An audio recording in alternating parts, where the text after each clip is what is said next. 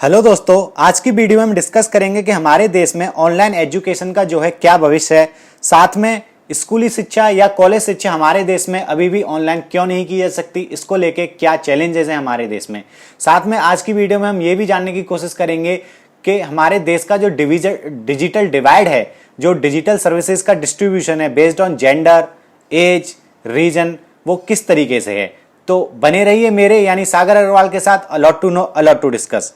देखिए दोस्तों, हमारे देश में जैसे ही कोरोना वायरस फैलना प्रारंभ हुआ तो सबसे पहले जो एक चीज की गई वो हमारे देश में की गई कि स्कूल एंड कॉलेजेस को जो है बंद कर दिया गया। और ये एक अच्छा कदम भी था क्योंकि सबसे ज्यादा जो रस होती है 40-50-100 स्टूडेंट्स की जो है क्लास होती है, एक स्कूल या इंस्टीट्यूट में कई हजार स्टूडेंट्स पढ़ते हैं, तो सबसे ज्यादा कोरोना वायरस फैलने का खतरा जो है वो इन्हीं लोकेशंस पे है, इन्हीं इंस्टीट्यूट या कॉलेज या स्कूल्स में है।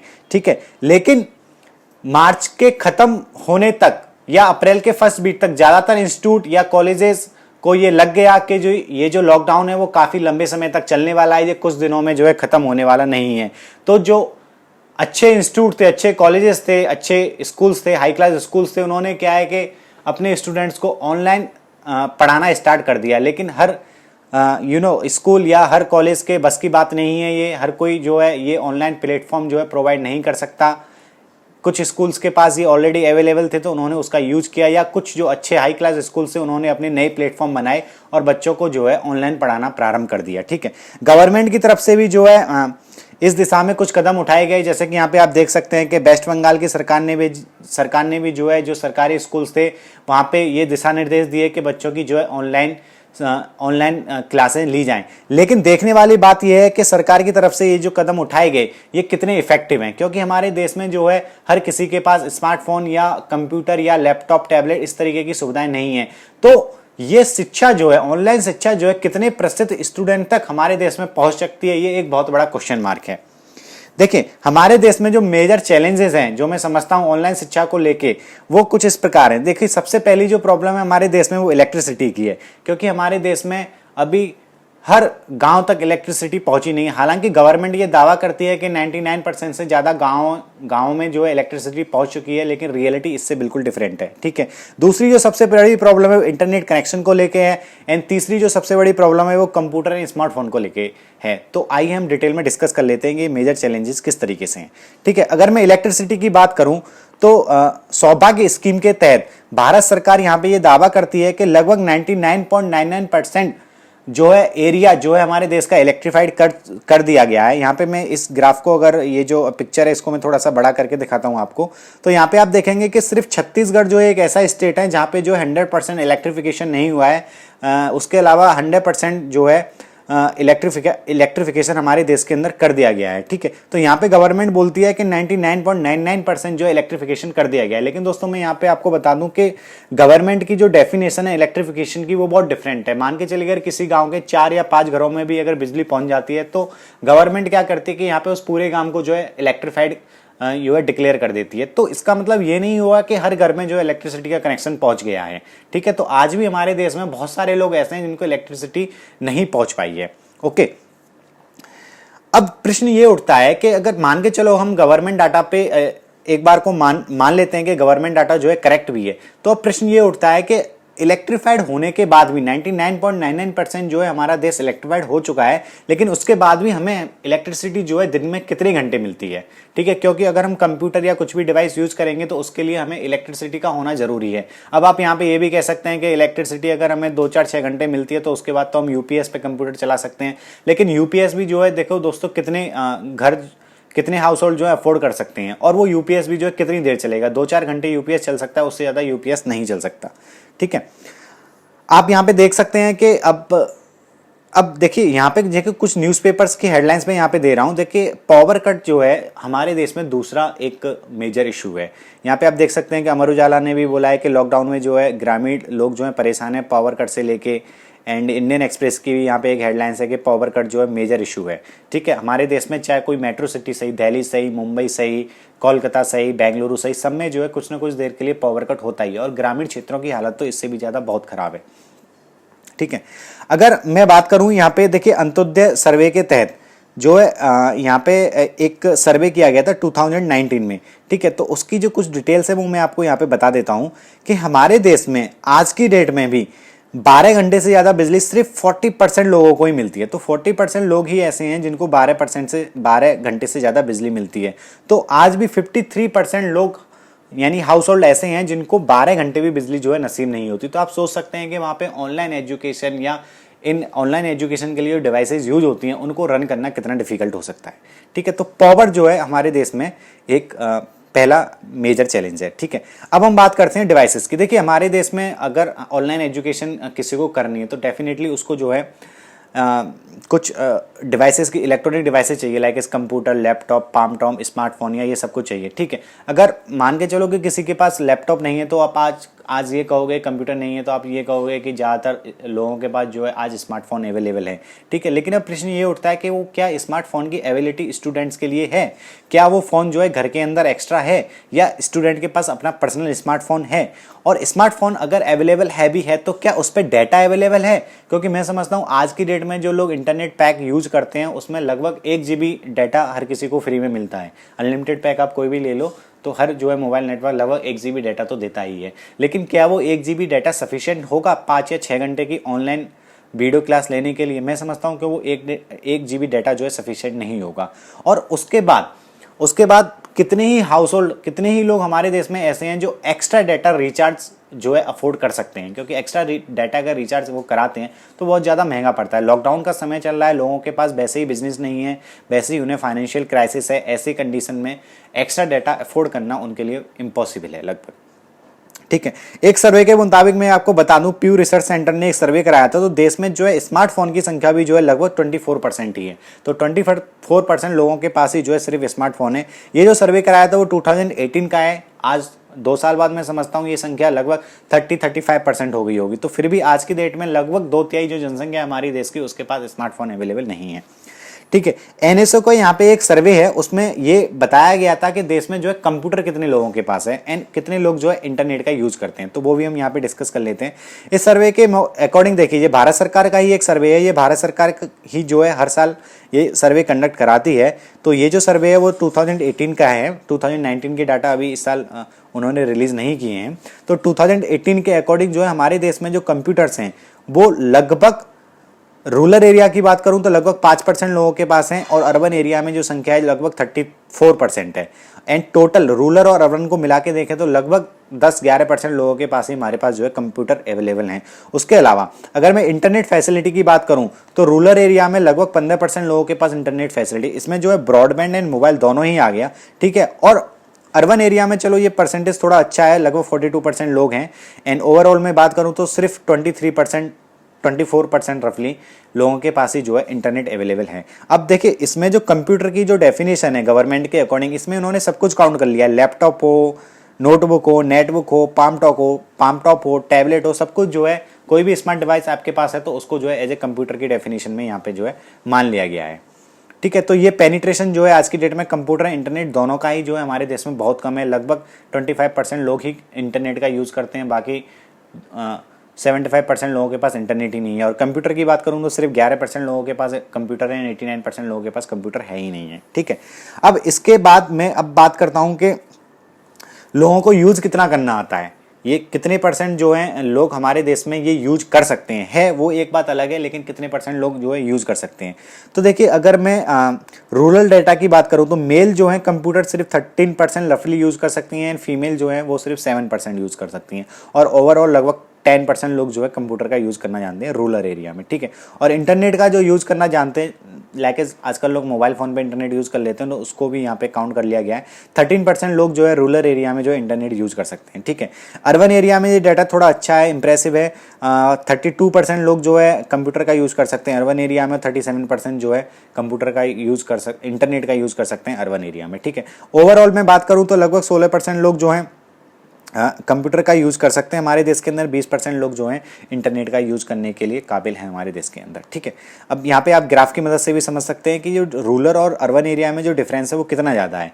अगर मैं यहाँ पे बात करूँ, एक देखिए यहाँ पे जो है ग्रीन लाइन जो है वो अर्बन एरिया को दिखा रही है और जो ब्लू लाइन जो है वो रूरल एरिया को दिखा रही है। तो आप यहाँ पे देख सकते हैं लगभग तीन गुनी का लगभग डिफरेंस है यहाँ पे। अर्बन और रूरल एरिया में जो लोग जो है इंटरनेट और कंप्यूटर दोनों का यूज़ कर सकते हैं, उसमें लगभग 3 गुनी का डिफरेंस है। ठीक है, अब देखिए यहाँ पे एक डाटा बहुत ही इंटरेस्टिंग निकल के आता है कि ओनली 8% जो हाउस होल्ड हैं, जो यंग हाउस होल्ड हैं, 5 से 24 साल की उम्र के स्टूडेंट्स पे ही मैंने यहाँ पे जो है डाटा लिया है, वो जो है 8% लोग ही ऐसे हैं जिनके पास कंप्यूटर और इंटरनेट दोनों अवेलेबल हैं। ठीक है, 8% सिर्फ लोग ऐसे हैं हमारे देश में जिनके पास कंप्यूटर और इंटरनेट दोनों ही अवेलेबल हैं। तो आप सोच सकते हैं कि कितना बड़ा चैलेंज है ऑनलाइन एजुकेशन के लिए। अभी उसके अलावा अगर घर में 2 या 3 लोग हैं तो 2-3 लोग तो एक साथ एक ही कंप्यूटर पे क्लास नहीं ले सकते, कोई अलग क्लास में होगा, कोई अलग क्लास में होगा। तो आप देख सकते हैं कि पेनिट्रेशन जो है ऑनलाइन एजुकेशन का हमारे देश में कितना डिफिकल्ट है, कितने बड़े चैलेंजेस अभी भी एग्जिस्ट करते हैं। ठीक है, अब दूसरा सबसे बड़ा जो प्रॉब्लम है हमारे देश में, अनदर जो प्रॉब्लम है वो है डिजिटल डिवाइड की। क्योंकि ये डिजिटल डिवाइड जो हमारे देश में एक बहुत बड़ा है, based on gender, region and class के बेसिस पे जो डिजिटल डिवाइड है हमारे देश में एक बहुत ही वाइड है। ठीक है, यहाँ पे आप देख सकते हैं कि एक रिपोर्ट के मुताबिक एक्चुअली एनएसओ का ही जो रिपोर्ट है उसी के अकॉर्डिंग मैं आपको यहाँ पे बता रहा हूँ कि जो 20% हाउस होल्ड हैं, पुअरेस्ट 20% हाउस होल्ड जो हैं, उनमें सिर्फ 2.7% लोग ही जो है कंप्यूटर रखते हैं एंड रफली 9% लोगों के पास ही जो है इंटरनेट कनेक्शन है। ठीक है, अब मैं जो हाई क्लास में 20% लोग हैं उनकी बात करूं तो ये डाटा जो है लगभग 28% एंड 50% होता है। यानी 50% लोग जो है कंप्यूटर इंटरनेट का यूज़ करते हैं, 27 या 28% लोग जो हैं कंप्यूटर रखते हैं। तो हाई क्लास में भी ऐसा नहीं है कि हर किसी के पास कंप्यूटर या इंटरनेट अवेलेबल है। ये अभी भी जो है 50% से कम, 50% लोगों के पास जो है इंटरनेट अवेलेबल नहीं है और सिर्फ रफली 28% लोग जो है कंप्यूटर रखते हैं। ठीक है, अब सब इसके अलावा जो है एक बड़ा चैलेंज ये है, स्पेशली इन रूरल एरिया और जो मिडिल क्लास या पुअर फैमिली या लोअर मिडिल क्लास फैमिलीज हैं इन अर्बन एरियाज आल्सो, कि स्टूडेंट्स को जो है अगर इंटरनेट मिल भी जाता है, कंप्यूटर उसके पास है या वो जो है स्मार्टफोन का अरेंजमेंट और इंटरनेट कनेक्शन का अरेंजमेंट कर भी लेता है, तो पढ़ने के लिए क्या उसके घर के अंदर जो है उसे एक पीसफुल एनवायरनमेंट मिलेगा? क्या उसको जो है एक सेपरेट रूम मिल पाएगा पढ़ने के लिए जहाँ पे वो अच्छे से बैठ के पढ़ाई कर सके? क्योंकि देखिए हमारे देश में जो पुअर फैमिली से बच्चे बिलोंग करते हैं वो स्कूल ही इसलिए जाते हैं क्योंकि उन्हें एक प्रॉपर एनवायरनमेंट मिल सके, क्योंकि घर में उनका इतना अच्छा माहौल नहीं है कि वो शांति से पढ़ सकें। वो स्कूल जाके या गवर्नमेंट लाइब्रेरीज या बाहर की जो लाइब्रेरी हैं वहाँ बैठ के पढ़ते हैं। लेकिन आज के डेट में लॉकडाउन के टाइम ये सब पॉसिबल नहीं है। ऑनलाइन एजुकेशन अगर उनको एक्सेस मिलता भी है तो उनको एनवायरनमेंट मिलना एक बहुत बड़ा चैलेंज है। ठीक है, यहाँ पे मैं कुछ और डाटा की बात कर लेता हूँ। IAMAI internet and mobile association of India का यहाँ पे एक डाटा है जिसने बताया है कि इंडिया के अंदर जो है 2019 में इंटरनेट का पेनिट्रेशन जो है कितना आता है। तो यहाँ पे आप देख सकते हैं कि अर्बन एरिया में जो इंटरनेट का पेनिट्रेशन है वो 51% है और रूरल एरिया में जो है 27% है। और ओवरऑल इंडिया में अगर इंटरनेट के पेनिट्रेशन की मैं बात करूँ तो सिर्फ और सिर्फ 36% है। 64% लोग आज भी जो है इंटरनेट का यूज़ इंडिया के अंदर नहीं करते हैं। ठीक है, हालांकि जियो आने के बाद ये डाटा बहुत इंप्रूव हुआ था, जियो से पहले तो ये डाटा और भी वर्स्ट था। ठीक है, अब हम स्टेट वाइड पेनिट्रेशन देख लेते हैं कि हमारे देश में स्टेट वाइड पेनिट्रेशन क्या है। यहाँ पे जो बहुत ज़्यादा वेरिएशन है, स्टेट टू स्टेट जो है ये पेनिट्रेशन बहुत ज़्यादा वेरी करता है। यहाँ पे ऑल इंडिया जो पेनिट्रेशन है लगभग 36% है, जैसा कि मैंने यहाँ पे डिस्कस किया था। दिल्ली में जो पेनिट्रेशन है वो 69% है, यूपी में आप देख सकते हैं 31% है, महाराष्ट्र में 43% है। और अगर आप पुअर स्टेट्स की बात करें, उड़ीसा में सिर्फ ये 25% है, झारखंड में 26% है, बिहार में 28% है, वेस्ट बंगाल में 29% है, असम नॉर्थ ईस्ट में जो है 38% है। तो आप यहाँ पे मेजरली आप इतना देख लीजिए कि 50% से ऊपर पेनिट्रेशन वाले स्टेट कितने ही हैं हमारे देश में। तो यानी कि कितने कम स्टेट हैं जिनकी आधी जनसंख्या से ज़्यादा जो है इंटरनेट का यूज़ कर सकती है। तो ये एक अनदर मेजर चैलेंज है हमारे देश में। ठीक है, अब हम बात करते हैं इंटरनेट कनेक्शन के टाइप के बारे में। ठीक है, तो आज भी हमारे देश में जो ब्रॉडबैंड या वाईफाई यूज़ करते हैं वो सिर्फ 6% लोग हैं। ठीक है, 85% लोग जो हैं वो आज भी 4G या मोबाइल इंटरनेट का ही यूज़ कर सकते हैं। ठीक है, तो आप समझ सकते हैं कि ऑनलाइन एजुकेशन के लिए एक अच्छा इंटरनेट कनेक्शन मिलना कितना जो है ज़रूरी होता है। क्योंकि आप प्रॉपर वीडियो HD डेफिनेशन में वीडियो 5-6 घंटे तभी देख सकते हैं जब आपके पास एक proper high speed internet connection हो। ठीक है, एक सर्वे के मुताबिक अभी स्पीड टेस्ट नाम की एक वेबसाइट है, उसने एक सर्वे कराया था कि लॉकडाउन में जो है इंटरनेट की स्पीड और ज़्यादा घट गई है। यहाँ पे आप ग्राफ के थ्रू देख सकते हैं कि देखिए मार्च के स्टार्टिंग में या मिड मार्च तक जब लॉकडाउन अप्लाई नहीं हुआ था तब जो है इंटरनेट की स्पीड कितनी थी और अभी जो है इंटरनेट की स्पीड जो है ये ग्राफ जो है स्टीपली एकदम बहुत तेज़ी के साथ जो है डाउन हुआ है। तो एक अच्छी कनेक्टिविटी मिलना जो है एक अनदर चैलेंज है। आज बच्चों को जो है ऑनलाइन एजुकेशन के लिए एक अच्छी कनेक्टिविटी नहीं मिल रही है, वीडियो जो है बार बार बफर करती हैं, तो ये भी जो है एक हिंड्रेंस पैदा करती हैं ऑनलाइन एजुकेशन में। ठीक है, उसके अलावा जो पेरेंट्स की जो सबसे बड़ी प्रॉब्लम है आज की डेट में, बहुत सारे पेरेंट्स का ये कहना है कि बच्चे जो हैं 6-6, 7-7 घंटे ऑनलाइन वीडियोस देखते हैं, ऑनलाइन ट्यूटोरियल्स देखते हैं, तो उनकी आंखों पे जो है बहुत ज़्यादा प्रभाव पड़ता है उस चीज़ का, उनके जो है स्ट्रेस लेवल बढ़ जाता है। उसके देखिए बच्चे हैं 4-6 घंटे की जो है स्कूल्स की वीडियोस देखेंगे अपनी, या उनका ऑनलाइन जो कंटेंट है वो देखेंगे, उसके बाद वो कुछ उस पर कार्टून्स भी देखते हैं, क्योंकि आज बच्चे बाहर तो खेलने जा नहीं सकते, तो वो कुछ कार्टून्स भी देखेंगे, अदर कुछ कॉमेडी वीडियो जैसा जो देखना पसंद करता है वो भी देखेंगे, तो उनका जो स्क्रीन टाइम है वो बहुत ज़्यादा बढ़ जाता है। ठीक है, तो उनकी हेल्थ के लिए भी जो है एक बहुत बड़ा नेगेटिव इम्पैक्ट इस चीज़ का पड़ता है। तो पेरेंट्स के लिए हमारे देश में ये जो है एक अनोदर चैलेंज है। ठीक है, एक अनोदर जो है डर का विषय है, एंड इसका जो है स्टूडेंट्स की जो हेल्थ है उस पर भी जो है लॉन्ग टर्म में एक बहुत बुरा प्रभाव पड़ सकता है। तो दिस इज़ अनोदर चैलेंज। ठीक है, अब बात करता हूँ मैं। देखिए अभी तक जो हमारे देश में जो ट्रेंड था वो ऑनलाइन एजुकेशन का बिल्कुल भी नहीं था। 99% जो स्टूडेंट्स हैं वो आज भी क्लासरूम स्टडी ही प्रेफर करते थे बिफोर द लॉकडाउन। सब बच्चे जो है क्लासरूम में जाते थे, या कोचिंग क्लास हैं तो वहाँ पे वो जाते थे। ठीक है, तो टीचर जो हैं हमारे देश में पढ़ाने वाले, उनको भी जो है ऑनलाइन एजुकेशन का जो है अभी इतना एक्सपीरियंस नहीं है, वो भी जो है सीख रहे हैं। हालांकि वो बहुत अच्छा कर रहे हैं, लेकिन still they are in learning phase. ठीक है, स्टूडेंट्स भी जो है कभी ऑनलाइन पढ़े नहीं हैं उतना ज़्यादा, 1-8% स्टूडेंट जो है ऑनलाइन वीडियोज़ प्रेफर करते थे, लेकिन 98-99% स्टूडेंट जो है ऑनलाइन वीडियोज़ या ऑनलाइन एजुकेशन, उन्होंने फॉर्मल ऑनलाइन एजुकेशन जो है अभी तक नहीं ली है। तो आपको पता ही होना चाहिए कि देखिए ऑनलाइन जब आप चीज़ें पढ़ते हैं तो कितने ज़्यादा डिस्ट्रैक्शंस होते हैं। डिस्ट्रैक्शन जो है बहुत ज़्यादा होते हैं। आप यूट्यूब पे कॉमेडी वीडियो देखना स्टार्ट कर देंगे, व्हाट्सएप, फेसबुक ये सब करना स्टार्ट कर देंगे, तो एक जो है प्रॉपर डिसिप्लिन की ज़रूरत होती है, तो उसको मेंटेन करना जो है ऑनलाइन एजुकेशन में बहुत ज़्यादा डिफिकल्ट होता है। तो ये एक अनदर चैलेंज है कि आप कितने डिसिप्लिन होके ऑनलाइन एजुकेशन जो है ले सकते हैं।